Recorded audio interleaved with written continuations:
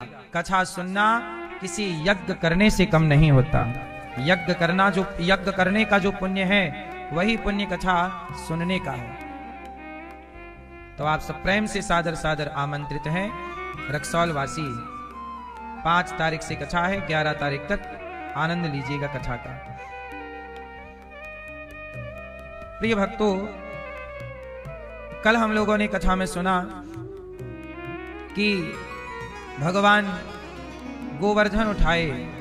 क्यों? कल कौन सी कथा सुनी थी? एक उंगली से गोवर्धन उठा लिया। भगवान कितने दयावान हैं। मैया शांत रहो मेरी मां। इतने दयालु भगवान कि भक्तों के लिए पहाड़ उठा लेते हैं। भगवान ने गिरिराज जी को उठाया, बाद में गिरिराज जी को स्थापित किया और सब भक्तों की रक्षा की। भगवान ये कहते हैं कि यदि तुम मेरे भरोसे हो तो मैं तुम्हारा रक्षक हूं, और तुम्हारी रक्षा के लिए पहाड़ भी उठाना पड़े तो हम पहाड़ भी उठाने को तैयार हैं। भगवान अपने भक्तों को भरोसा दिला रहे हैं, तुम भरोसा करो। आपका काम क्या है? भगवान पे भरोसा करना। अच्छा, आप में से कितने लोगों को भगवान पे भरोसा है? क्या भरोसा है आपको मैया? है? भरोसा किस बात का है? आप मरोगे नहीं इस बात का है?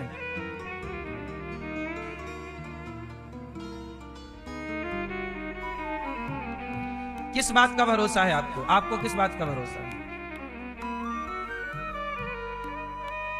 भरोसा इस बात का होना चाहिए कि हर क्षण भगवान हमारे साथ हैं, ये भरोसा। हाँ, तू आगे चलता जा, तेरे पीछे मैं चलूंगा। तू थक भी गया राहों में, मैं तुझको उठा के चलूंगा। हर वक्त हर घड़ी मैं साया बन के चलूंगा। तुम 2 कदम चलो, मैं 10 कदम चलूंगा। तेरी डूबती नैया का माझी बन जाऊंगा। तू छोड़ दे चिंता को, आंधी को रोक लूंगा। तू रख ले मुझ पे भरोसा, तू रख ले मुझ पे भरोसा, नैया पार लगा दूंगा। तुम 2 कदम चलो, मैं 10 कदम चलूंगा। क्या रखना है आपको? तू आगे चलता जा, ये भरोसा कि हमारे साथ तू अकेला नहीं प्यारे, राम तेरे साथ। कभी ये ना सोचना कि आप अकेले हैं, सदा ये सोचना कि भगवान आपके। पहाड़ किसने उठाया है? भगवान कृष्ण ने। अच्छा ये बताओ, आपके घर में भी कोई पहाड़ है कि नहीं? क्यों? आपके घर पे कोई पहाड़ है?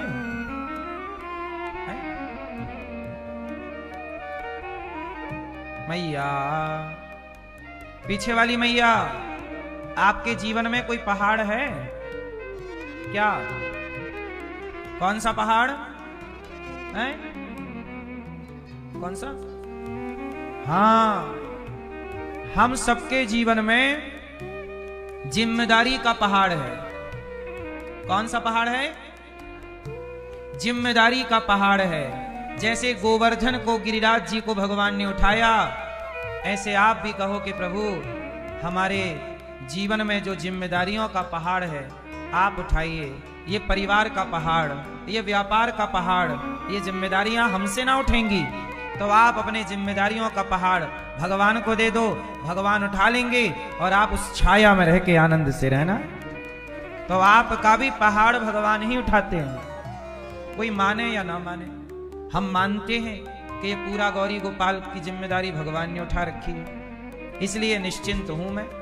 आप लोगों को लगता है कि आपके घर का काम आप करते हैं, इसलिए आप लोग निश्चिंत नहीं हैं, क्योंकि आपको लगता है कि मैंने किया, मैं करती हूं। आप परिवार और व्यापार दो चीजें होती हैं, बोलो परिवार और व्यापार, जो भी आपका काम धाम है, नौकरी जॉब इत्यादि, तो परिवार और व्यापार जो है ये दोनों भगवान के चरणों में रख दो, है ना। परिवार मैं नहीं उठाता, परिवार का बोझ मैं नहीं उठाता, कौन उठाएगा? उठाते सब भगवान ही हैं, हम लोग झूठे ही घमंड कर लेते हैं हम उठा रहे हैं। जैसे ऊंट को लगता है कि मैं सबसे बड़ा हूं, ऊंट को क्या लगता है? मैं सबसे, लेकिन जब पहाड़ के आगे आता है तो लगता है कि मैं तो छोटा हूं। लोग नहीं कहते आया ऊंट पहाड़ के। कुत्ते को लगता है,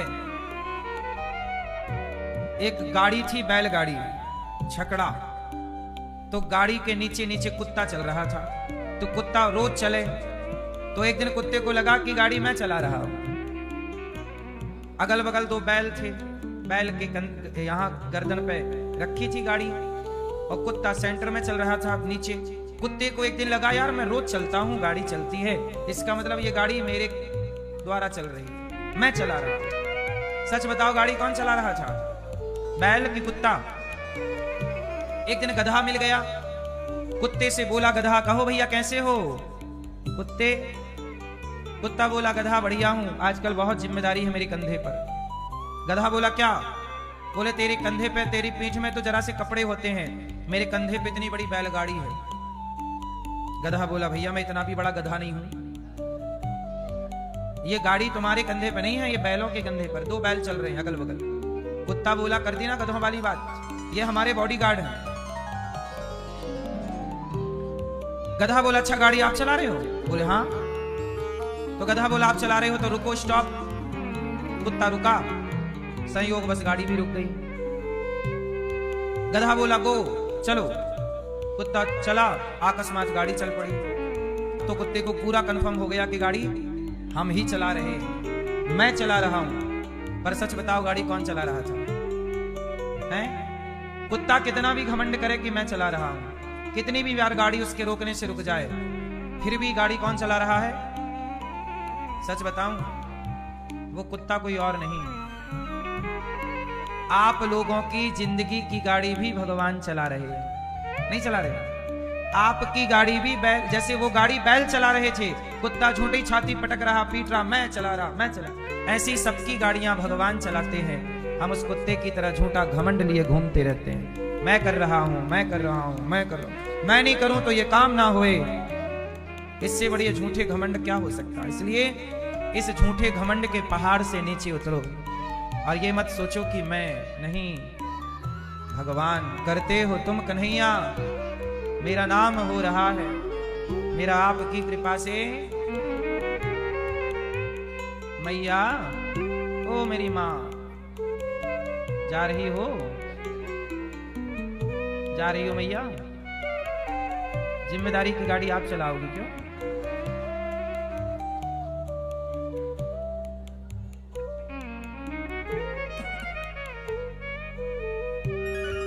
भगवान ने गिरिराज जी को स्थापित किया, सबके प्राणों की रक्षा। अच्छा इंद्र को ना घमंड आ गया, मैं पानी बरसाता हूं।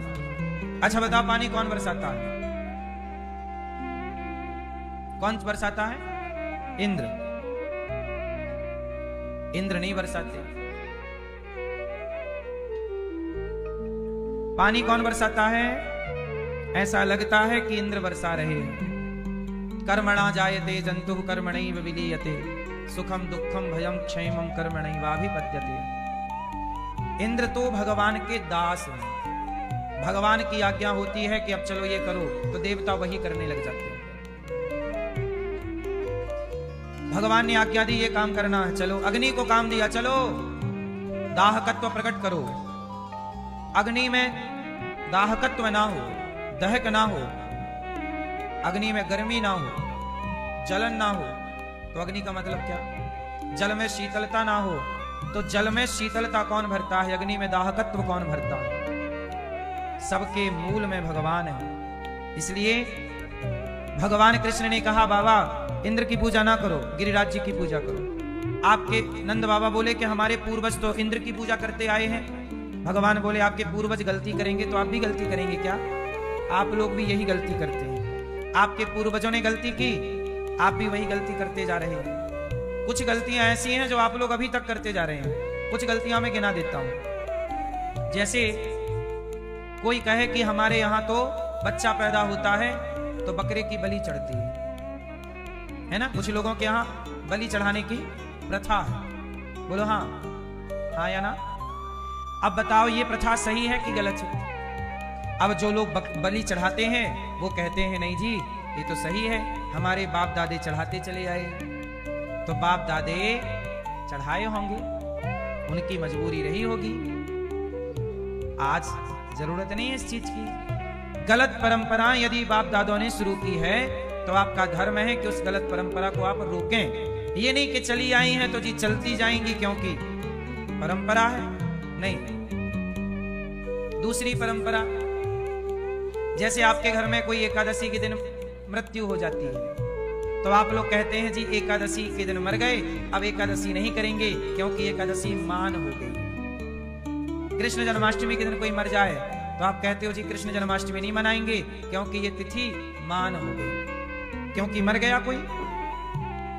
अब आप कहते हो ऐसा क्यों? बोले हमारे बाप दादे ऐसा करते आए हैं। एकादशी के दिन कोई मर जाता है तो आप एकादशी करना छोड़ देते हो। क्या एकादशी के दिन झूठ बोलना छोड़ा, कपट करना छोड़ा, छल करना छोड़ा, निंदा करनी छोड़ी, गलत काम छोड़े? नहीं, व्रत करना छोड़ दिया, पूजा करनी छोड़ दी। ये परंपराएं आप कहते हो बाप दादों से चली आई, ये परंपराएं गलत हैं। भगवान कृष्ण यही तो कहते हैं नंद बाबा से कि जो गलत परंपरा है भले बाप दादों ने स्टार्ट की हो, भाई अज्ञान तो हर समय रहा है, आपके बाप दादों के पास भी अज्ञान रहा होगा, क्यों जी? आपके बाप दादे यदि कुछ अच्छे काम कर गए हैं तो कुछ गलत काम भी कर गए हैं। बोलो हाँ, ये बात सही है कि नहीं? जैसे हमारे देश में हमारे पूर्वज आजादी दिला गए, क्रांतिकारी क्या दिला गए? आजादी। तो हमारे पूर्वज आजादी दिला गए, ये अच्छा काम किया, पर हमारे और आपके कुछ पूर्वज बूढ़े लोग देश बांट गए, तो सही कर गए गलत कर गए? बोलो। पाकिस्तान, बांग्लादेश भारत का हिस्सा था, बांट दिया, मुसलमानों के नाम पे बांटा, वो बांटा भी तो ठीक से नहीं बांटा। बोलो हाँ। तो बुजुर्गों के कुछ काम सही हैं तो कुछ काम, इसलिए परंपराओं के नाम पर जो अज्ञान है उस अज्ञान को मिटाने के लिए भगवान कृष्ण नंद बाबा से कहते हैं कि ये वर्षों से जो आपकी परंपरा चली आ रही है इंद्र की पूजा करने की, इसे बंद करो और गिरिराज जी की पूजा करो, ये सही है। तो गलत परंपरा को रोका भगवान कृष्ण ने और सही परंपरा को शुरू किया। इसलिए आपके यहां भी जो गलत परंपराएं हैं, जैसे और कुछ गलत परंपराएं, जैसे आपके यहां कोई मर जाता है तो कुछ लोग कहते हैं 1.25 महीने तक मंदिर मत जाओ, कुछ लोग कहते हैं 1.25 साल तक मंदिर मत जाओ। क्यों? अब मुझे एक बात बताओ कि जिसे मरना था वो तो मर गया।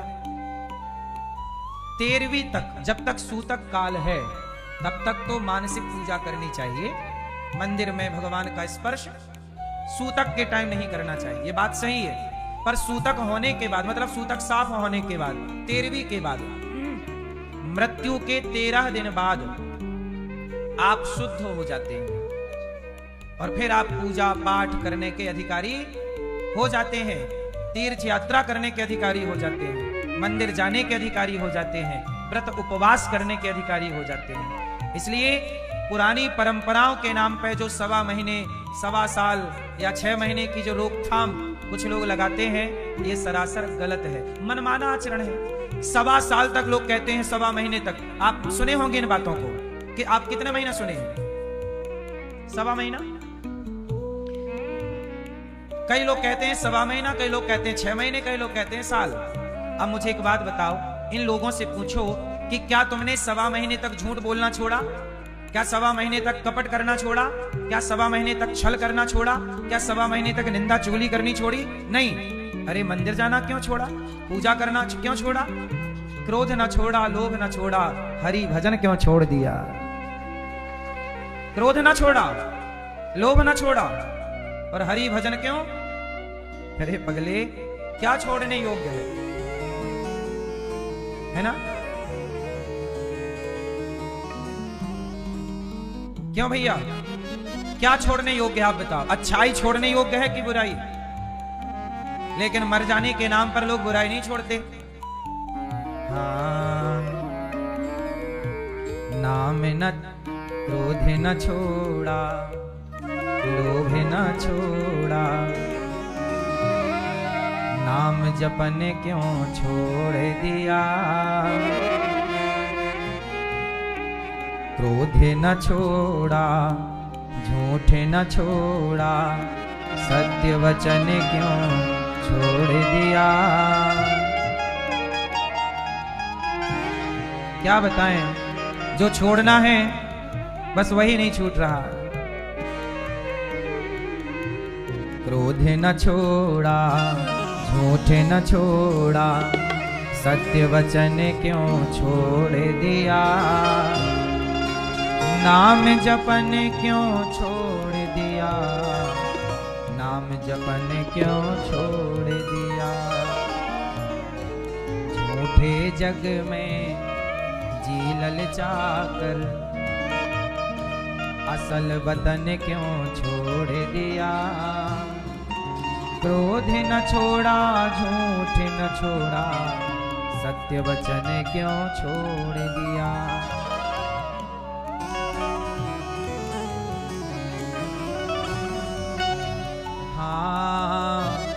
कौड़ी को तो खूब संभाला, लाल रतन क्यों छोड़ दिया? क्रोध न छोड़ा, झूठ न छोड़ा, सत्य वचन क्यों छोड़ दिया?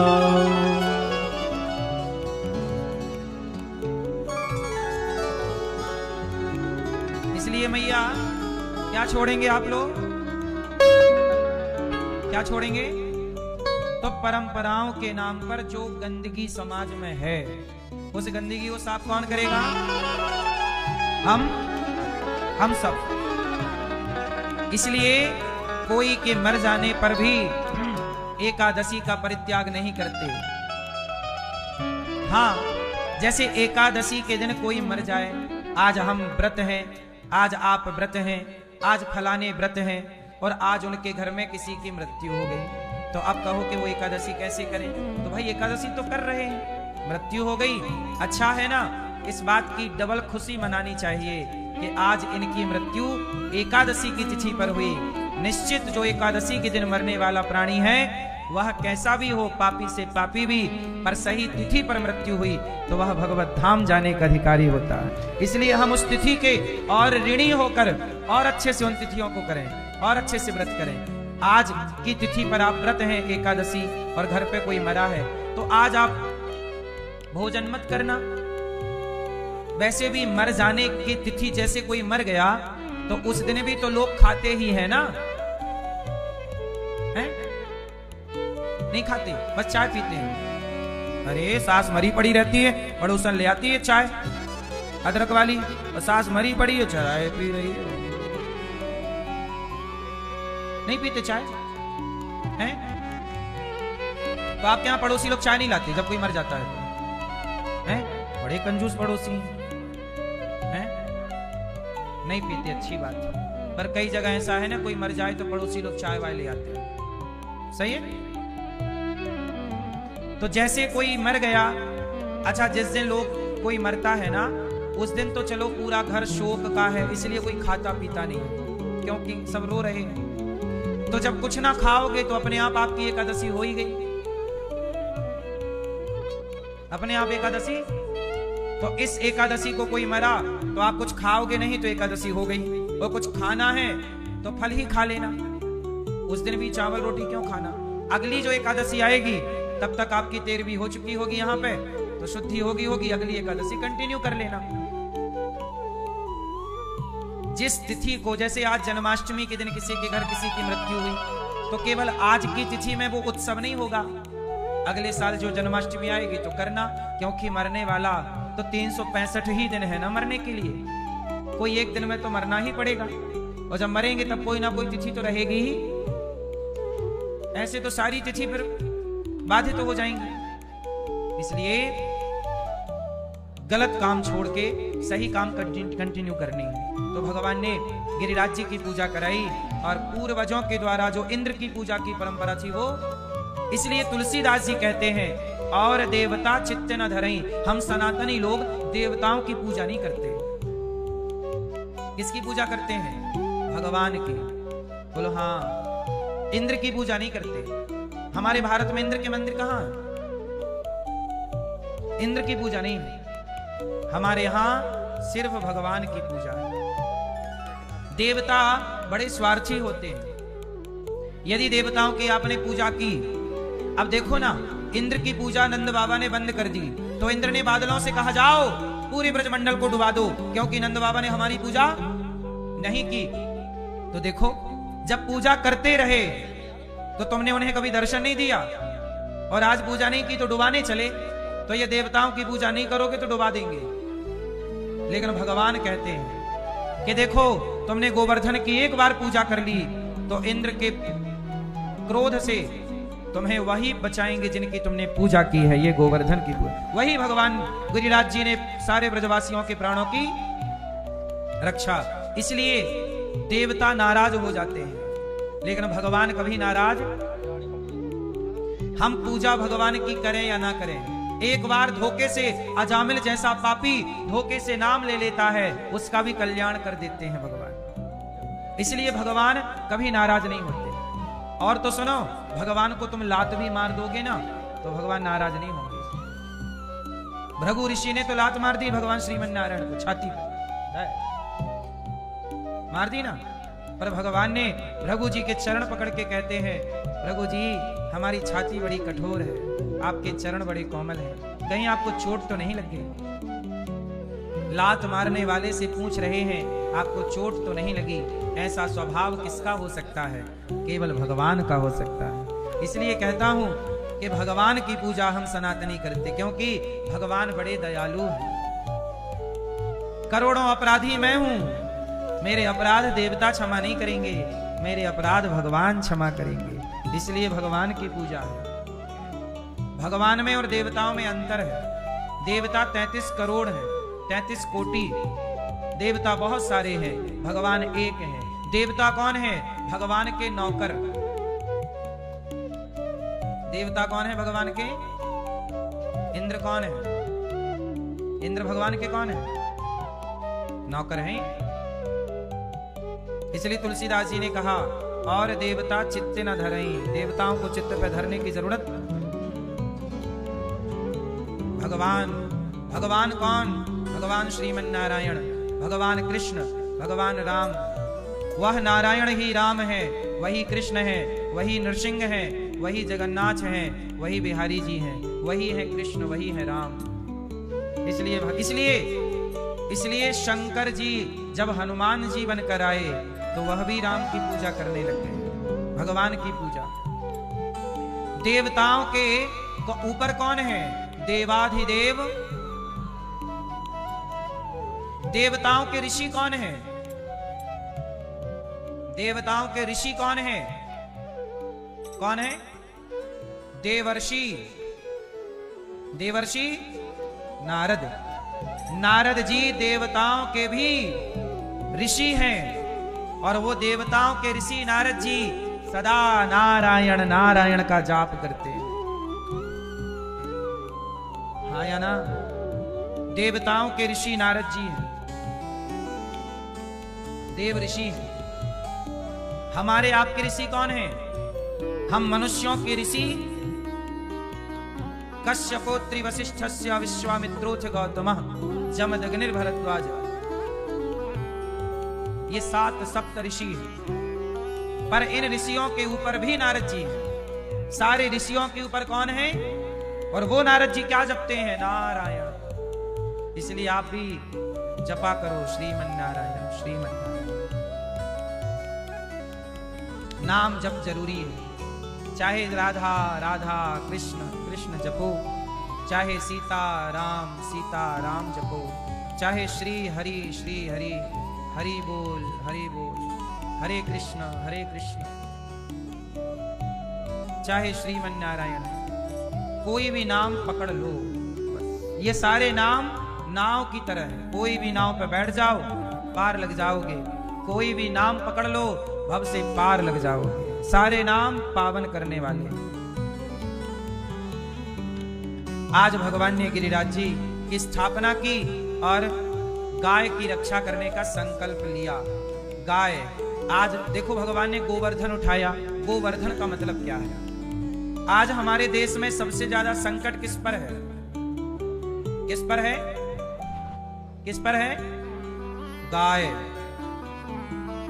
गाय पर बड़ा संकट है मेरी मां। आज पूर्णिमा है, माघ पूर्णिमा की आप सबको बहुत बहुत शुभकामनाएं। भगवान आपका सारा कार्य पूर्ण करें, यही मंगल कामना। कोई भी आपकी इच्छा है पूरी हो। भगवान कृष्ण ने गोवर्धन उठा के क्या मैसेज दिया? गाय कहां चरती थी? पहाड़ पर, वही गिरिराज जी पर। तो जहां गाय चरती है वह भूमि आजाद होनी चाहिए कि नहीं? आजकल लोग कब्जा कर लेते हैं गौचर भूमियों पर। जहां गाय चरती है ना, वो भूमि गौचर भूमि है, उस पर कब्जा नहीं होना चाहिए। गाय सबसे अच्छी है। गाय का दूध अमृत है, गाय का गौमूत्र भी अमृत है। अभी 2 दिन पहले यहां सिद्धू पाजी की धर्म पत्नी आई, उन्होंने बताया कि वह गौमूत्र पीती हैं।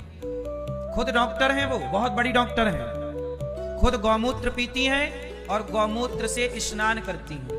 मतलब बाल्टी में जब पानी भर लें तो उसमें कुछ गौमूत्र मिला लेती हैं। अब वो सोचिए, उनके पास पैसे की कोई कमी नहीं, इतनी बड़ी आदमी है और वो डॉक्टर भी है, खुद डॉक्टर है,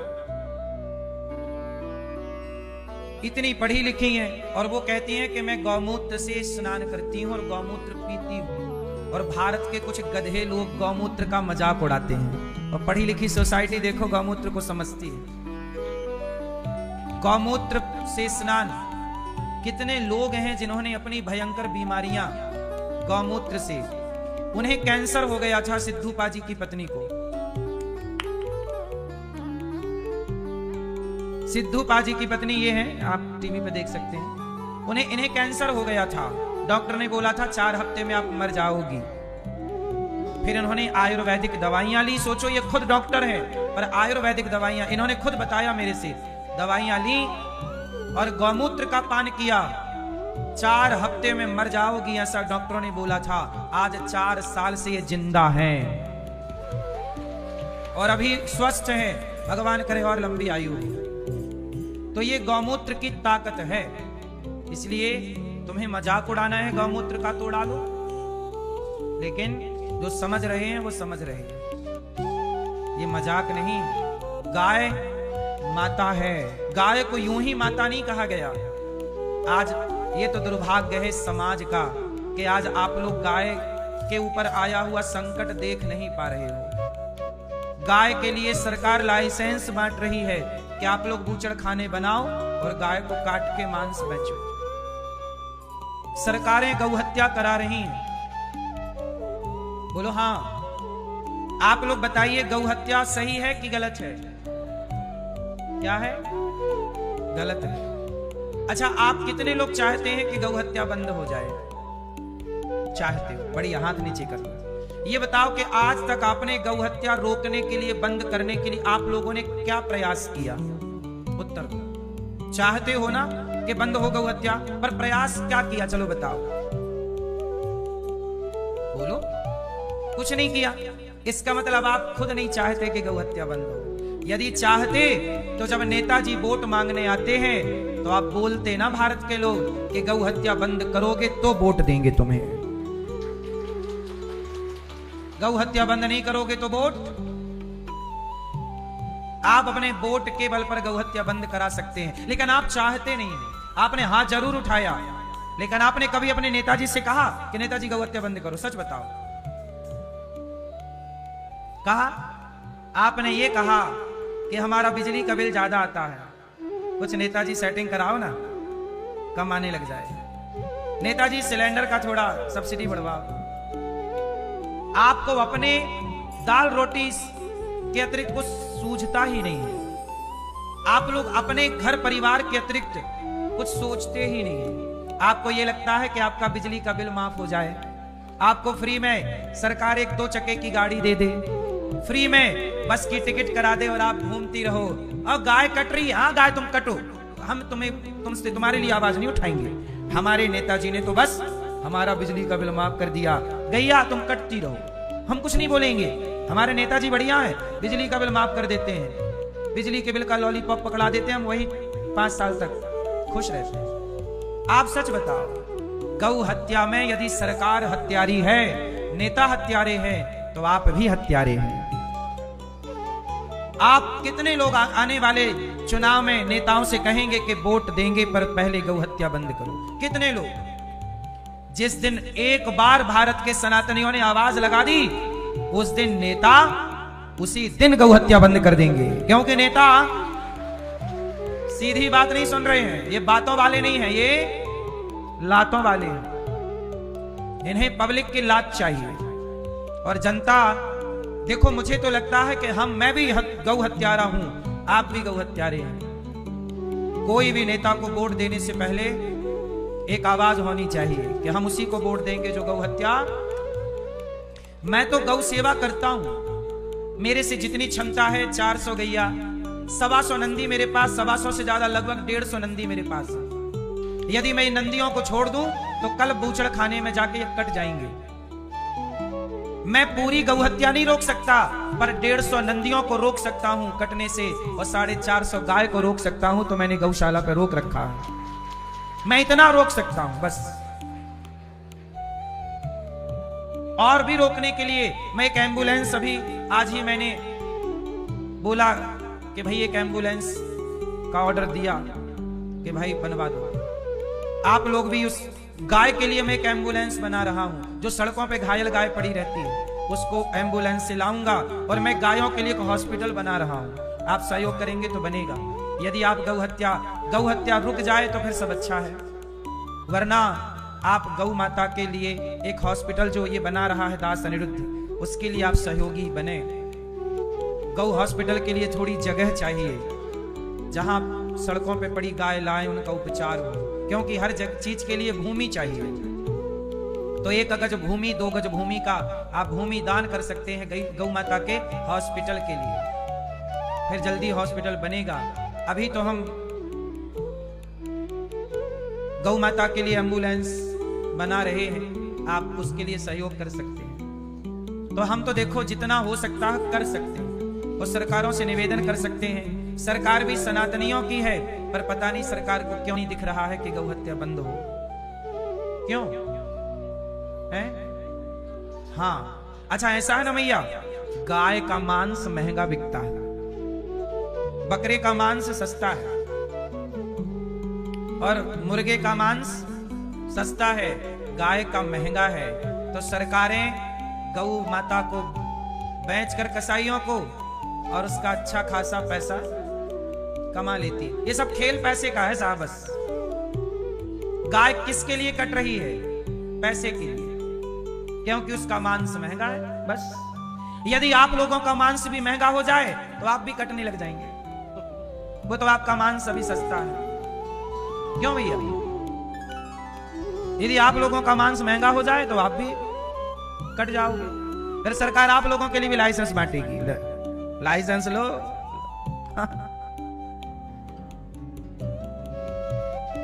सरकार को पैसे से मतलब है, कौन कट रहा है इससे मतलब, कौन बट रहा है इससे मतलब नहीं। यूजीसी के द्वारा कौन समाज बट रहा है, कौन परेशान हो रहा, कौन प्रताड़ित हो रहा, सरकार को कोई लेना देना। सरकार को मतलब केवल पैसे से। शराब पी के किसका बेटा मर रहा है, किसका पति मर रहा है, सरकार को कोई मतलब नहीं है। मतलब है केवल पैसे से। तुम्हारा पति मरे तो मरे, बेटा मरे तो मरे, हमें तो शराब बेचने से मतलब है। लाइसेंस दे रही है, वृंदावन में भी शराब बिक रही है। धाम में शराब बिके तो बिके, धाम तीर्थ से कोई मतलब नहीं, हमें तो पैसे। सरकार को किससे मतलब है? पैसे से। पैसा हद हो गया ना, पैसे ने कमाल कर दिया। क्यों? पैसा प्रभु तेरी माया तेरा खेल कैसा, जमाने को पागल बना दे ये पैसा, है ना। पैसे में सामान्य आदमी ही अंधा नहीं है, सरकारें भी अंधी है। पैसे में कौन अंधा है? बड़ी बड़ी सरकारें अंधी हैं। तो मैया आप लोग गौ हत्या कैसे बंद करोगी? अपने घर पे एक एक गैया रखो, गाय की सेवा करो, और जहां गौ माता की सेवा गौरी गोपाल गौशाला में सेवा हो रही है, आप लोग सहयोग करेंगे तो सड़कों पे पड़ी गाय यहां लाई जाएगी और उनकी सुरक्षा की जाएगी। जब तक आप सहयोग नहीं करेंगे कैसे? गाय तो ले आए सड़कों की आज उठा के, लेकिन उनकी व्यवस्था करने के लिए जगह चाहिए, चाहिए कि नहीं? गाय के लिए भूमि चाहिए। गाय के लिए क्या चाहिए? भूमि। क्योंकि गाय होगी तो एक खूंटे पे बंधी तो ना रहेगी, थोड़ा उसे चलना फिरना होता है। गाय चलेगी नहीं तो स्वस्थ नहीं रहेगी, थोड़ा चलने के लिए मैदान चाहिए उसे, थोड़ा दौड़ने के लिए चाहिए उसे, चलती रहे थोड़ा। तो गाय की सुरक्षा सेवा भूमियों से होती है, और आजकल भूमि बहुत महंगी है। गौचर भूमि का पता ही नहीं है, सरकारी दस्तावेजों में है पर रियल में कहीं नहीं है, सरकार ध्यान दे नहीं रही है। इस देश में न्याय नहीं है साहब, ना तो न्याय गाय को मिला। अब देखो ना, गाय, आप लोग शंकर जी के मंदिर में जाते हो तो पहला दर्शन किसका होता है? गाय के बेटे का, नंदी का। जिस देश में भगवान से पहले गाय के बेटे का दर्शन हो, उस देश में वही गाय का बेटा कटे। हम सनातनी गाय की पूजा करते हैं। भारत का ऐसा कोई मंदिर ना होगा जिस मंदिर में गाय की प्रतिमा ना हो। आपके घर में भी छोटी सी गाय की तस्वीर होगी, या चांदी की या पीतल की गाय का चित्र होगा, हाँ या ना? तो आप लोग पीतल की गाय की तो पूजा कर रही हो, और सही की गाय पड़ी है बेचारी, दर्द से तड़प रही है, कोई नहीं देख रहा। सही की गाय को कटवा रहे हैं लोग, और पीतल की गाय की आरती उतार रहे हो। जय गौ माता, जय गौ माता। ये न्याय है कि अन्याय है? हमारी फोटो की आप पूजा करो और हम प्यास से तड़प रहे हो तो पानी भी ना मिले, तो ये न्याय है कि अन्याय है? आज यही गाय के साथ। अच्छा, गाय का बेटा जो शंकर जी के मंदिर में नंदी बैठे हैं ना, वो नंदी तुम्हारे घर पे आ जाए ना तो तुम डंडा मार के भगा दोगी, बैल आ गया चलो। और मंदिर जाओगी तो लोटा में पानी भरोगी, थोड़ा सा नंदी के ऊपर डालोगी, एक फूल चढ़ाओगी, उसके मुंह पे मिठाई चिपकाओगी, और सही का नंदी आए तो डंडे से भगा दोगी। वाह मैया, सही के नंदी को रोटी नहीं मिल रही है और पत्थर के नंदी को मिठाई मिल रही है। वाह, ये बात सही है कि गलत है? इसलिए मेरी माँ, थोड़ा सा अपने विचारों को बदलो। तो आज गौ माता के लिए भी आवाज उठानी शुरू करो, गाय की रक्षा के लिए। जब तक गौ माता की हत्या नहीं रुकेगी, ये पाप क्यों बढ़ रहा है, ये सब क्यों चल रहा उल्टा सीधा? क्योंकि कहीं ना कहीं गौ माता का अभिशाप है। इसलिए हम बता रहे थे कि गौ माता का गौमूत्र और गौ माता का गोबर, ये सब पवित्र हैं। गोबर से आंगन लीपने का कार्य, गौमूत्र से स्नान भी कुछ लोग करते हैं, और उसका पान भी कुछ लोग करते हैं, और बड़ी बड़ी बीमारियों से निजात पाते हैं। ये गौ माता का प्रभाव है। आज भगवान ने गौ माता के लिए सुंदर सुंदर गिरिराज जी उठाकर मैसेज दिया, गौ माता सुरक्षित होनी चाहिए। भगवान ने नंद बाबा को वरुण देवता ले गए, भगवान ने सबको वैकुंठ का दर्शन कराया। आज भगवान ने बांसुरी बजाई, गजब की बांसुरी बजती है वृंदावन वसैया की, करो तारीफ मुरली की, या मुरली के बजैया की। जहाँ चलता ना काम तीर और कमानों से, वहाँ बातें होती मुरली की तानों से। आज बांसुरी बजाई कन्हैया ने, बुलाया राधा। अच्छा, रोज बांसुरी बजाते थे भगवान गाय के लिए। जब भगवान गैया चराने जाएं और बांसुरी बजाए ना तो सारी गैया दौड़ के आ जाए। तो बांसुरी बजाए आ गई, चलो आगे आगे कन्हैया, पीछे पीछे गैया चल रही है। ये कृष्ण है जो गाय की सेवा करने के लिए प्रकट हुए हैं। विप्रधेनु सुर संतहित लीन मनुज अवतार। हम सनातनियों में गाय का स्थान भगवान से भी ऊपर है। अच्छा, आपका गोत्र है कि नहीं? किस किस का गोत्र है? जिसका है वो हाथ उठाओ। आपका गोत्र नहीं है? क्यों, आपका गोत्र नहीं है बेटा? तो काहे नहीं हाथ उठा रहे? मैया, आपका गोत्र है? चलो बताओ, गोत्र कहां से आया? गोत्र में त्रा हटा दो, क्या बचा? गो। बोलो हाँ। जो आपका गोत्र है वह गोत्र भी गौ माता से ही है। हम सनातनियों के लिए गाय कितनी बड़ी बात है। हमारे यहाँ एक बेला का नाम गाय के नाम से है। बताओ वो कौन सी बेला है? कौन सी बेला? गौधूली बेला। हमारे यहाँ एक समय को गाय के नाम से, शाम को क्या बोलते हैं? जब सूर्य अस्ताचल की ओर होते हैं, सूर्य अस्त जब हो रहे होते हैं और बादलों में लालिमा छाई होती है सूर्यास्त की, उस बेला को गौधूली बेला कहते हैं। बताओ गौधूली बेला क्यों कहते हैं? क्योंकि उस समय सबके घरों में गाय प्रवेश कर रही होती है। उस समय मतलब आज के 25-50 साल पहले हम भारत के सब घरों में गौधूली बेला में गाय चर के जंगलों से तो गाय आती थी, तो उस बेला का नाम गौधूली बेला है। इतना स्थान गाय का। गौधूली बेला। गोत्र, गाय का बेटा नंदी। संविधान की कॉपी देखना, संविधान के पहले पन्ने में नंदी का चित्र बना हुआ है। सेंगाल में जो नई संसद में मोदी जी ने स्थापित किया, उसमें नंदी का चित्र है। नंदी को धर्म कहा गया, शंकर जी का वाहन है। हम सनातनियों क्या क्या बताएं मेरी मां। गाय को माता का दर्जा दिया गया है। बोलो हाँ।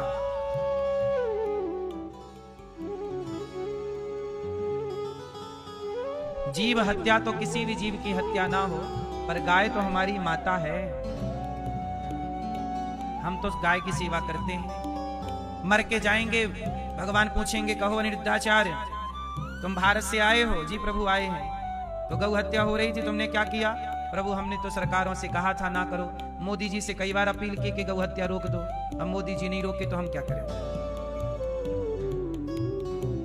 और हम तो गौशाला में गाय की सेवा करते रहे हैं। अब पूरी जवाबदेही फिर मोदी जी की है कि काहे नहीं रोक रहे हैं गौ हत्या।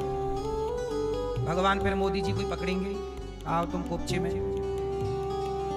बताओ, तुम प्रधानमंत्री थे, काहे नहीं गौ हत्या बंद किए?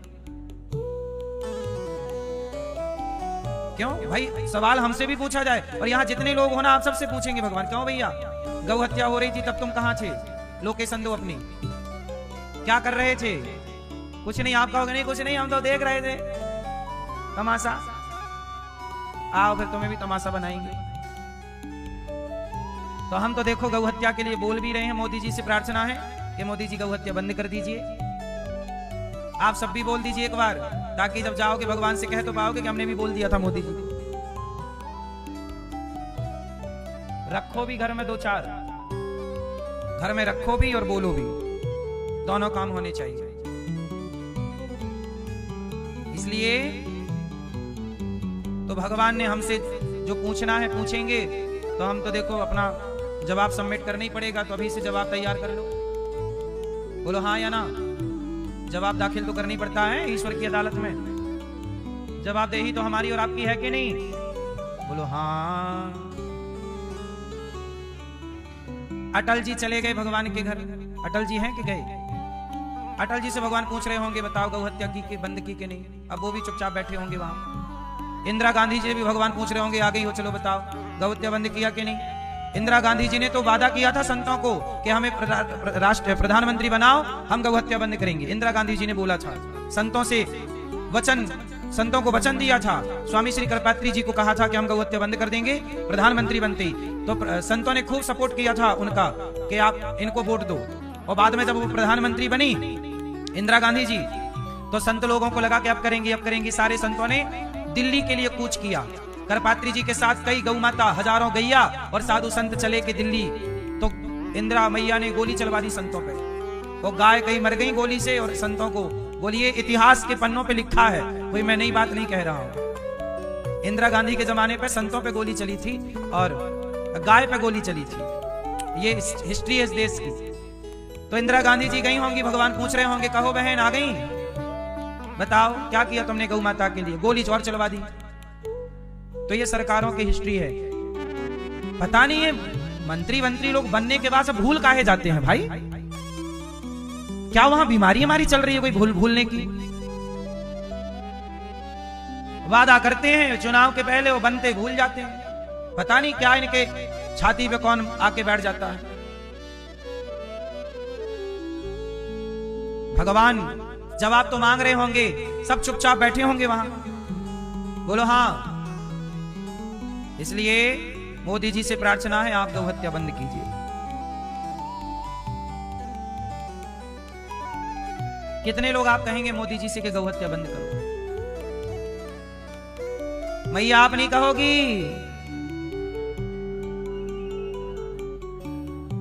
आप नहीं कहोगी? ओ लाल मैया,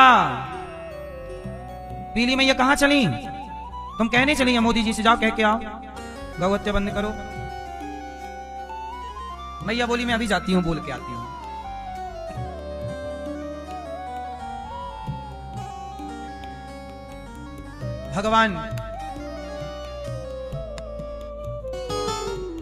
भगवान आज सारे गोपियों को अर्थात ग्वाल वालों को सबको वैकुंठ का दर्शन करा रहे हैं और वृंदावन की महिमा बता रहे हैं। वैकुंठ से श्रेष्ठ ये वृंदावन है। वैकुंठ से श्रेष्ठ क्या है? वृंदावन।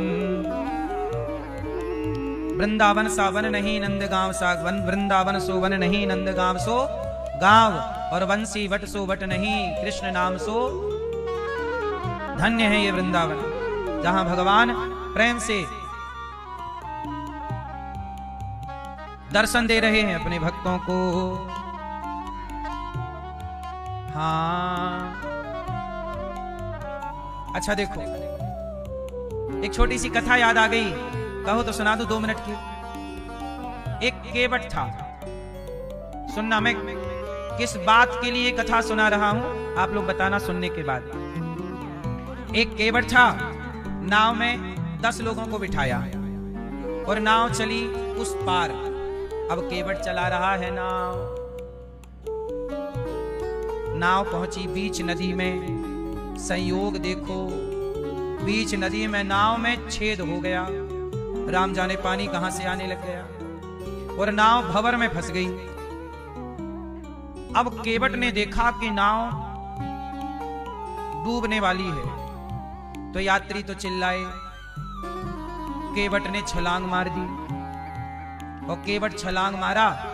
सारे यात्री जो 10 लोग थे, सारे यात्री बेचारे डूब गए।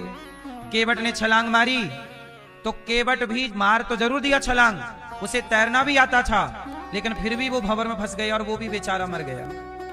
तो 10 यात्री मारे गए और एक केवट मारा गया। ये 11 लोग पहुंचे भगवान के पास, तो यमराज जी के पास। तो यमराज जी ने कहा कि ये जो 10 लोग हैं ये गंगा जी में मरे हैं, क्योंकि वो नाव कहां डूबी थी? घटना गंगा जी की है। तो यमराज जी ने कहा कि 10 लोगों को तो भेज दो बैकुंठ, क्योंकि गंगा जी में मरे हैं तो इनकी तो मुक्ति हो गई, लेकिन एक केवट को नरक में डालो। केवट बोला, वाह प्रभु, मैं भी तो गंगा में मरा हूं, मेरे साथ अन्याय क्यों? मेरे साथ अन्याय क्यों? अब आप बताओ कि केवट को यमराज जी ने नरक भेजने की आज्ञा क्यों दी? दिमाग लगाओ क्यों, जबकि वो भी गंगा में मरा है। सबकी मौत डूबने से हुई है, एक ही तिथि पर हुई है। 10 लोग जाएंगे बैकुंठ और एक केवट जाएगा नरक, क्यों? हैं? दिमाग लगा, क्यों?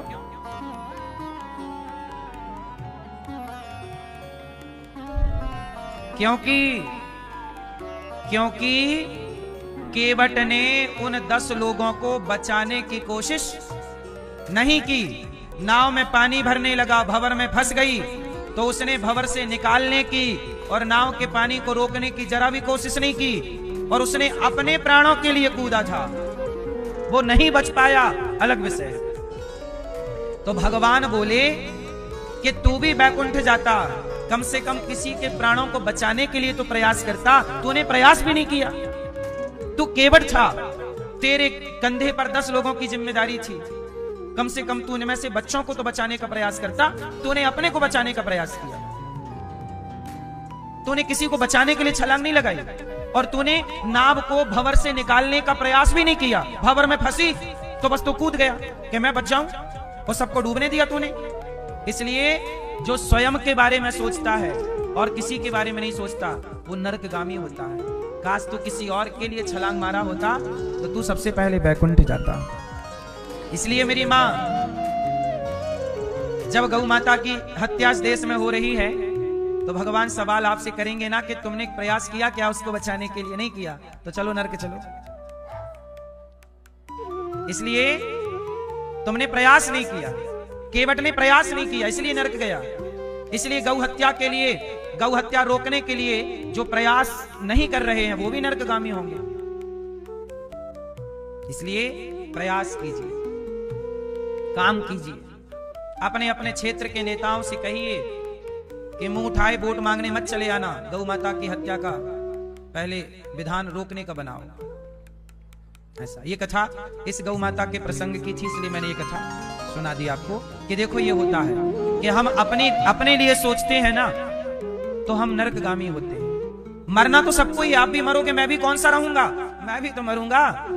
इंदिरा गांधी जी कौन से अभी हैं, सब चली तो गई।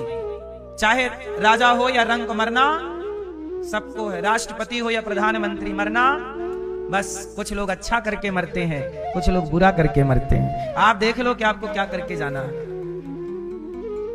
इसलिए ये दास अनिरुद्ध, देखो हमने तो छलांग मार दी किसी को बचाने के लिए। गौरी गोपाल आश्रम में हमारी 311 वृद्ध माएं रहती हैं, वो माएं जिनको अपनों ने साथ नहीं दिया। हमने तो इन माओं को बचाने के लिए छलांग मार दी ना, सेवा की। सेवा कर रहे, केवल अपने लिए नहीं कर रहे हैं कार्य, समाज की सेवा। 150 बच्चे गौरी गोपाल गुरुकुल में पढ़ते हैं, समाज की सेवा है। मैं तो अपने जवाब तैयार किए बैठा हूं कि मरूंगा तो भगवान पूछेंगे क्या क्या करके आया है, पूरी लिस्ट थमा दूंगा, प्रभु ये सब काम किया हूं। कुछ आप भी लिस्ट तैयार कर लेना मेरी माँ, क्योंकि जवाब सबको देना, बचा कौन? यहां कितने भी मौज से रह लो, लेकिन ये मौज मस्ती छोड़ के एक दिन वहां जाना ही जाना है। इस सच्चाई को कोई भूले ना। आज भगवान ने बांसुरी बजाई, भगवान पिता रात्रि शरदोत्फुल्य मल्लिका वीक्षरन्तुं मनश्चक्रे योग माया मुपाश्रितः। आज यमुना के तट पर बांसुरी बजाई। आज भगवान रास रचाना चाहते, सारी गोपियों को बुला रहे हैं, आओ राधा, ललिता, विशाखा, चंपकलता, तुंग देवी, आओ सब आओ। सारी सखियों को भगवान ने बुलाया, आओ आओ आओ। भगवान बुला रहे हैं, आओ आओ। किसे? राधा, ललिता। गोपियां काम छोड़ छोड़ के गाय दो रही थी, एक दोहंत्यो भी यो काश्चित दोहम हित्वा समुत्सुका। सब काम धाम छोड़ छोड़ के गोपियां दौड़ पड़ी। कृष्ण ने पुकारा, सारा काम छोड़ के चल पड़ी। अब भगवान सब गोपियों को बुला रहे हैं, गोपियां आ रही हैं।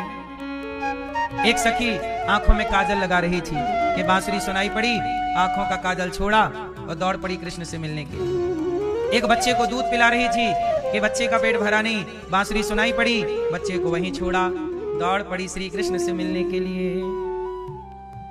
बोलो हाँ कि ना? दौड़ पड़ी भगवान से मिलने के लिए। चल रही हैं कृष्ण से मिलने के लिए, भगवान से मिलने के लिए सब कुछ छोड़ दिया सखियों ने। अच्छा ये बताओ, जीवन में किसका महत्व ज्यादा है, काम का कि राम का? किसका महत्व ज्यादा?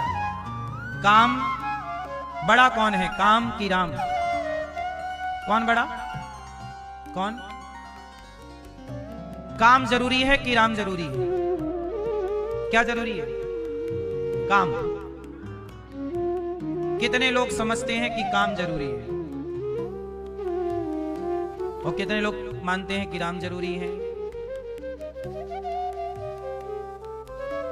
राम जरूरी है, काम भी जरूरी है, पर काम से पहले राम जरूरी है।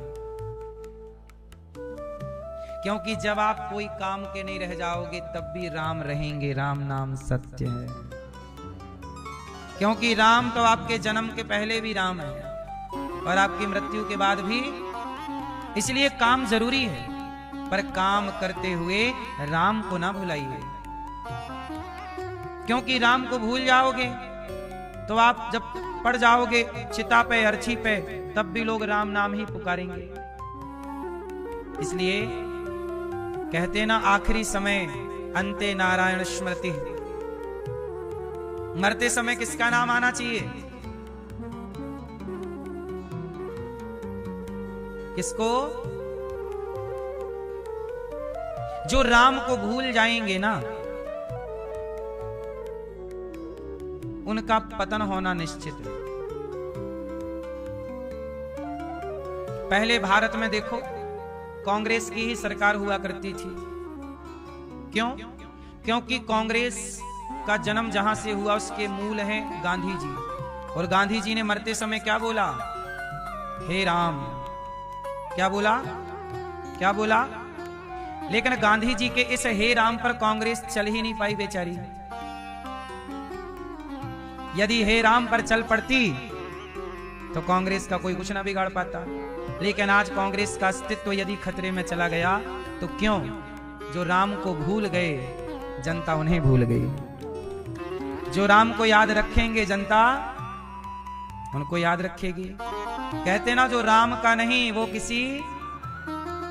इसलिए हमने तो अस्तित्व मिटते देखा।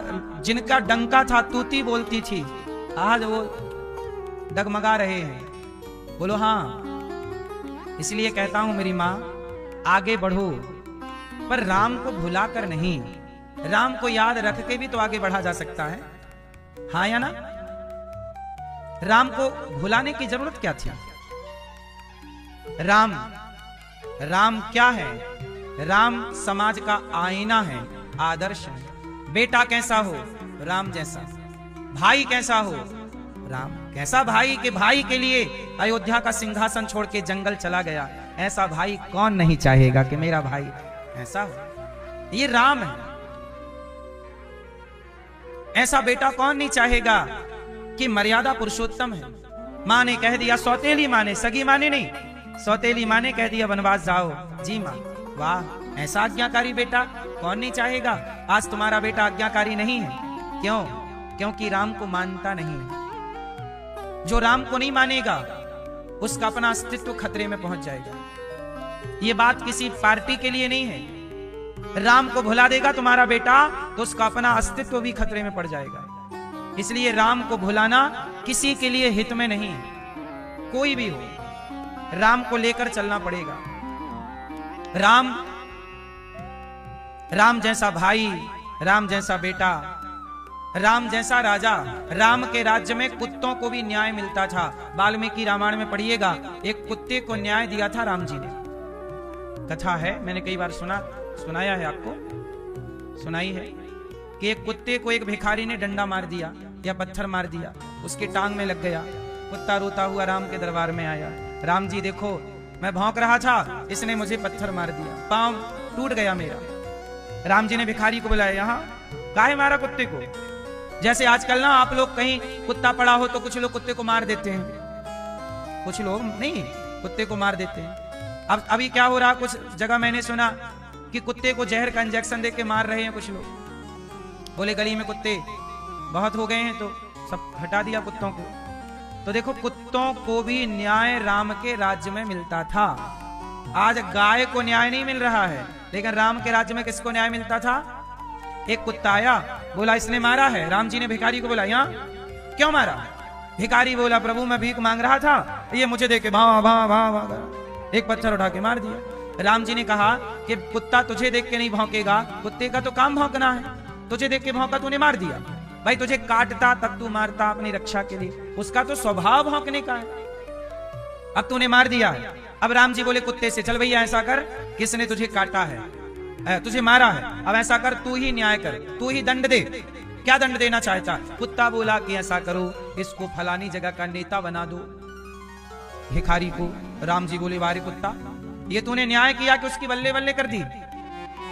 कुत्ता बोला प्रभु मैं भी जानता हूं कि बल्ले बल्ले इसकी अभी है, लेकिन मैं भी उस जगह का नेता था, और नेता हो करके जब ये नेता बनेगा तो इसके मन में पाप आएगा, बेईमानी करेगा, और बेईमानी करेगा तो अगले जन्म में कुत्ता बनेगा, और जब इसकी टांग में कोई मारेगा तब मेरा हिसाब पूरा हो जाएगा।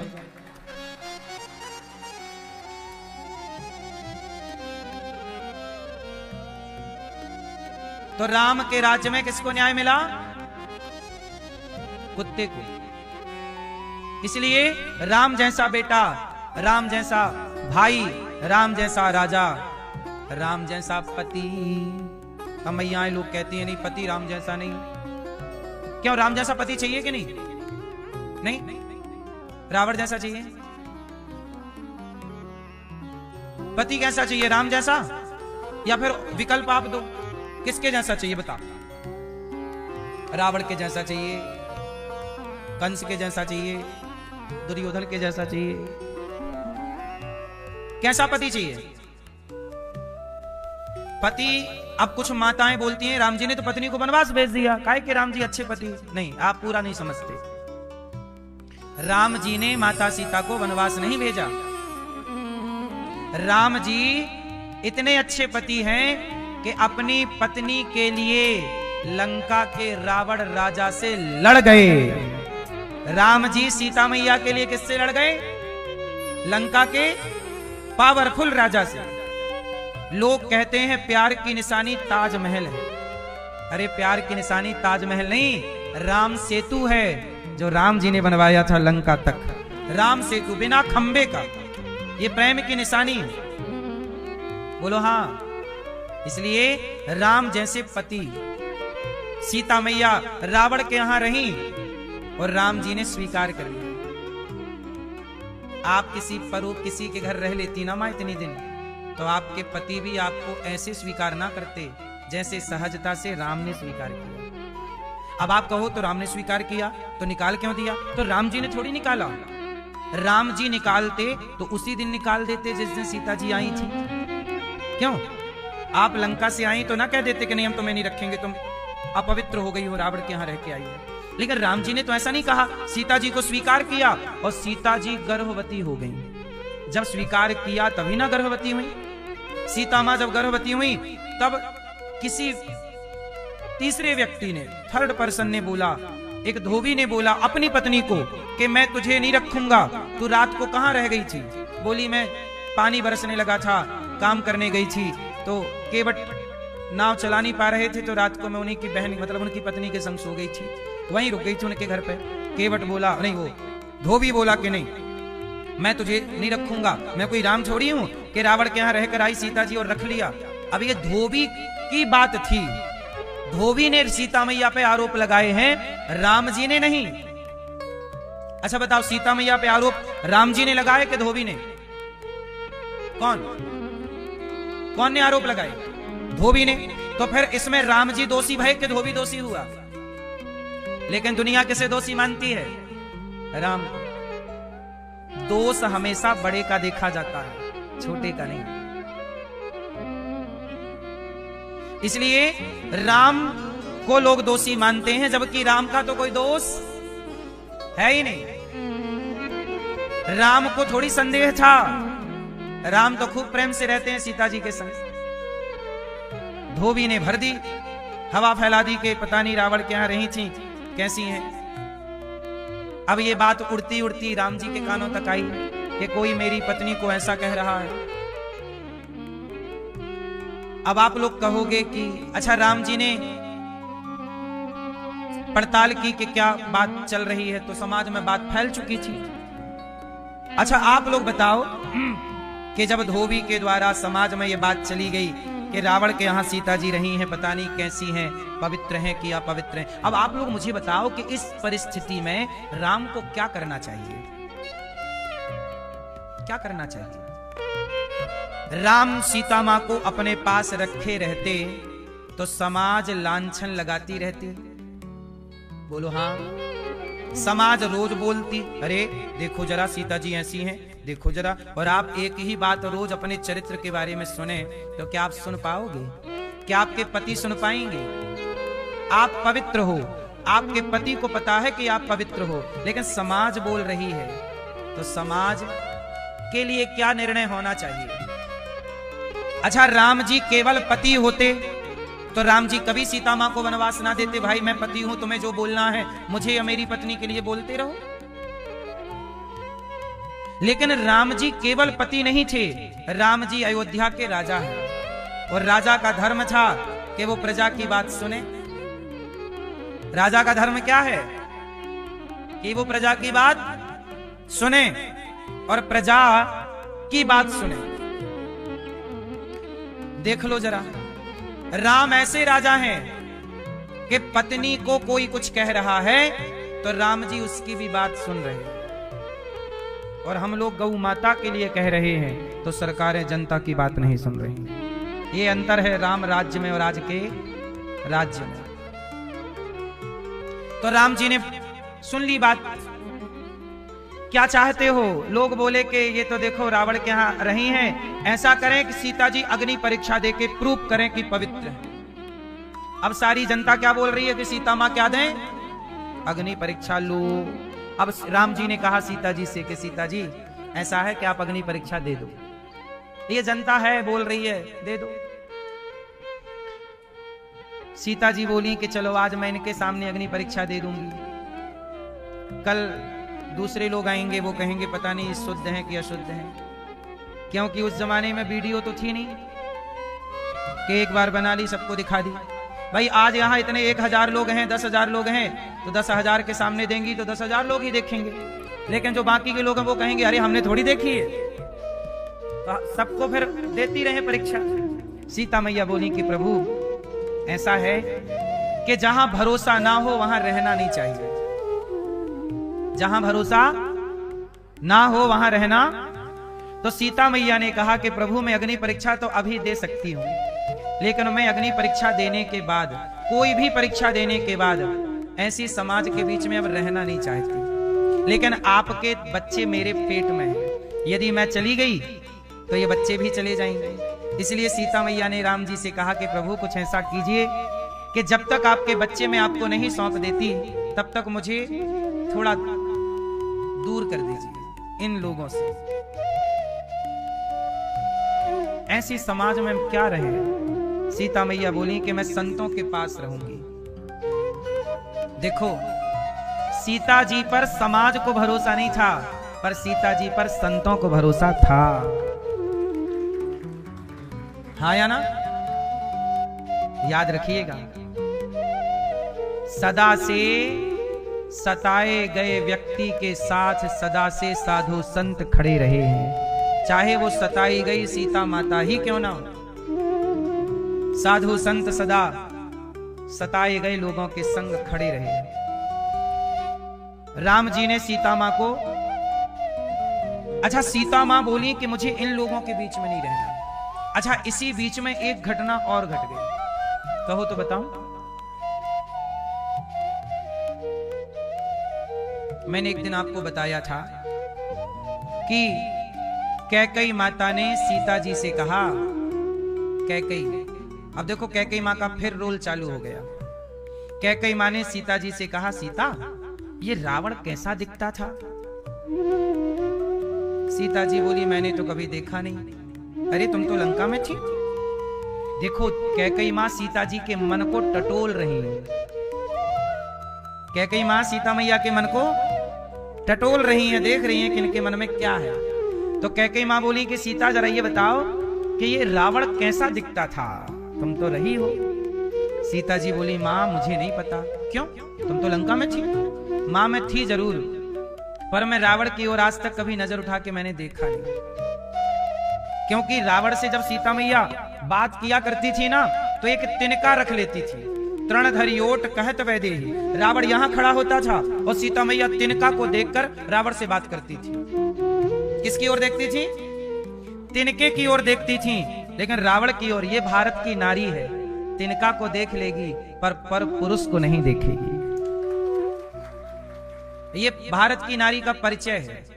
सीता मैया तिनके को देख करके और रावण से, तो सीता मैया बोली मैंने रावण को नहीं देखा। तो कैकेयी मैया बोली अच्छा कुछ तो देखा होगा।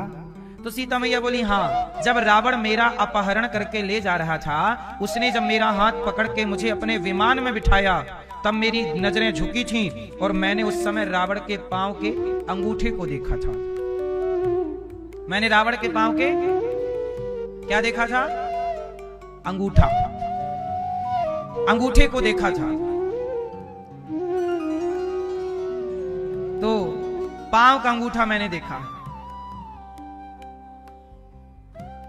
अब तो कैकेयी मां बोली ऐसा करो, जरा इस दीवार में जरा वो अंगूठा बनाओ, कैसा था रावण के पांव का अंगूठा। तो कलम उठाई माता सीता ने और रावण के पांव का अंगूठा बना दिया, पेंटिंग कर दी, ड्राइंग तैयार कर दी। अब अंगूठा बन गया। अब सीता मैया को कोई काम आया तो सीता मैया अपने कमरे से चली गई और कैकेयी मां ने षड्यंत्र रचा। कैकेयी मां ने ऐसा किया कि अंगूठे के ऊपर पांव बना दिया, पांव के ऊपर पूरा पांव टांग बना दी और ऊपर पूरा रावण बना दिया, उसका मुंह बना दिया, उसका पेट बना दिया, पूरा रावण बना दिया। कैकेयी मां ने सुन रखा था कि रावण ऐसा है। अब आए कमरे में राम जी। अब देखना षड्यंत्र। राम जी आए तो राम जी ने देखा, तो राम जी तो जानते थे रावण को, राम जी ने तो देखा था रावण को, तो राम जी तो चित्र देख के पहचान गए। अच्छा कमरे में कैकेयी मैया थी, तो राम जी ने प्रणाम किया, माता जी प्रणाम। और राम जी ने चित्र पे दीवार पे चित्र देखा रावण का, तो राम जी बोले माँ ये किसका चित्र है? तो कैकेयी मैया मुस्कुरा के बोली राम ये रावण का चित्र है, तुम तो जानते हो। हाँ माँ मैं जानता हूं, पर ये सीता जी के कमरे में क्या कर रहा है रावण का चित्र? कैकेयी मैया बोली कि सीता के कमरे में क्या कर रहा तुम समझो राम। कितने दिन सीता रही हैं रावण के यहाँ, लगता है रावण की याद उनके भीतर है, तो उन्होंने अपने कमरे में चित्र बना रखा है रावण का।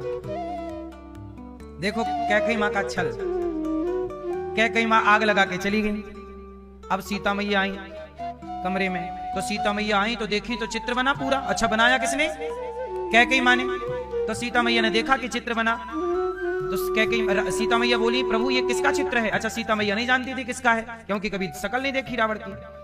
तो राम जी ने कहा कि रावण का चित्र है। सीता मैया बोली कि प्रभु ये रावण का चित्र किसने बनाया? राम जी बोले आपके कमरे में है तो आपने बनाया होगा। सीता मैया ने कहा प्रभु मैंने तो केवल पांव का अंगूठा बनाया, वो भी कैकेयी मैया ने मेरे से पूछा कैसा दिखता है रावण, तो मैंने बताया कि मैंने तो कभी देखा नहीं, मैंने अंगूठा देखा तो उन्होंने जिज्ञासा की कि बहू जरा बना के दिखाओ, तो मैंने बना दिया। इसके ऊपर पूरा उन्होंने चित्र बना दिया। इसका मतलब कैकेयी मां ये चाहती थी कि राम और सीता के बीच में फूट पड़ जाए, और फूट पड़ेगी तो राम सीता के प्रेम में व्याकुल विह्वल हो जाएंगे, पागलों जैसे हो जाएंगे, फिर मेरे भरत के अयोध्या का राजा बनने का रास्ता। कैकेयी मां अभी भी भरत को राजा बनाना चाहती। राम जी समझ गए कि कैकेयी मां का यह षड्यंत्र है। कैकेयी मां सीता को मेरे से दूर करना चाहती है। तो जब धोबी ने, अच्छा उसी समय धोबी का प्रसंग आ गया, धोबी ने कहा कि सीता मां पता नहीं शुद्ध है क्या शुद्ध है, तो उसी समय राम जी ने सीता जी से कहा सीता अब आप बताओ क्या करें? सीता मैया बोली मैं परीक्षा तो दे सकती हूँ, लेकिन फिर मुझे ऐसे समाज में रहना नहीं है, इसलिए प्रभु मैं चाहती हूँ कि जो मेरे बच्चे हैं पेट में वो इस अयोध्या में जन्म ना लें। क्यों? क्योंकि यहाँ कैकेयी मां है। कैकेयी मां ने षड्यंत्र रच के यदि आपको वनवास भेज दिया और षड्यंत्र करके हमें और आपको लड़ाना चाहा, तो हमारे बच्चे यदि कैकेयी के हाथ लग जाएंगे तो ये तो हमारे बच्चों को ना जाने क्या पाठ पढ़ा देगी। इसलिए मैं नहीं चाहती प्रभु कि मेरे बच्चों पर इस कैकेयी माँ की कोई छाया पड़े, इसलिए मुझे यहां से अपने बच्चों के लिए दूर भेज दीजिए। इसलिए सीता जी के कहने से राम जी ने सीता माँ को महर्षि वाल्मीकि जी के आश्रम में भिजवा दिया। और वाल्मीकि जी के यहां सीता मैया के 2 पुत्र हुए, लव और कुश, और जो कि वहीं पढ़ लिखकर संस्कारी हो गए, और जब हो गए समझदार तब अपने बेटों को ले जाकर राम को सौंप दिया। और अब सीता मैया ने कहा आओ, अब परीक्षा जो लेना चाहे आ जाओ। सब खड़े हो गए। तो अब पृथ्वी माँ से निवेदन कर रही है सीता माँ, हे पृथ्वी माँ, सीता मैया बोली, हे पृथ्वी माँ, यदि मैं पवित्र हूँ, रावण मुझे ले गया था, लेकिन रावण के बारे में मैंने स्वप्न में भी ना सोचा हो। मैंने राम के सिवा किसी और पुरुष का स्वप्न में भी चिंतन ना किया हो। यदि मैं गंगा की तरह पवित्र हूँ, यदि मैं अग्नि की तरह पवित्र हूँ, तो हे पृथ्वी माँ, मुझे अपनी गोद में स्थान दे दो मेरी माँ। अब इन लोगों के बीच मुझे नहीं रहना है। और जैसे ही कहा तो गंगा मैया की तरह सीता माँ पवित्र तो थी, उनके वचनों का मान पृथ्वी को तो रखना था। पृथ्वी माता प्रकट हुई और सीता मैया पृथ्वी की गोद में बैठ गईं, और सदा सदा के लिए धरती से प्रकट होने वाली सीता, समाज ने सीता माँ को नहीं छोड़ा साहब, समाज हमें और आपको क्या छोड़ेगी। सीता माँ धरती में समा गई, सबके देखते देखते चिल्लाते। अब लोग कह रहे माँ क्षमा कर दो, माँ मत जाओ, माता क्षमा। माता ने कहा कि क्षमा हो, भगवान सुखी रखे सीता मैया, क्योंकि सताने वाले तो कहीं ना कहीं हम और आप ही हैं एक दूसरे को। इसलिए नारी सीता माँ को भी लोगों ने सताया, मीरा को भी सताया, अहिल्या को भी सताया। इसलिए अब ये अत्याचार ना हो, कोई किसी को ना सताए। भगवान गोपियों के संग दिव्य रास रचा रहे हैं। गोपियां बोली आप हमारे पति हो। भगवान बोले कि देखो अपने अपने पतियों के घर जाओ। मैया सुनो, भगवान कह रहे हैं पतियों के पास जाओ, पति कैसा भी हो। मैया हमारे सनातन में पति को क्या बोला गया है? पति परमेश्वर। हाँ, पति परमेश्वर है, पत्नी परमेश्वरी है। पति भगवान है तो पत्नी भी भगवान है। गृहस्थ आश्रम कैसे चलता है? जब हम एक दूसरे का क्या करें? सम्मान करें। पत्नी का सम्मान करो, पति का सम्मान करो। जहां सम्मान होगा वहां रिश्ते चलेंगे नहीं, दौड़ेंगे। और जहां सम्मान नहीं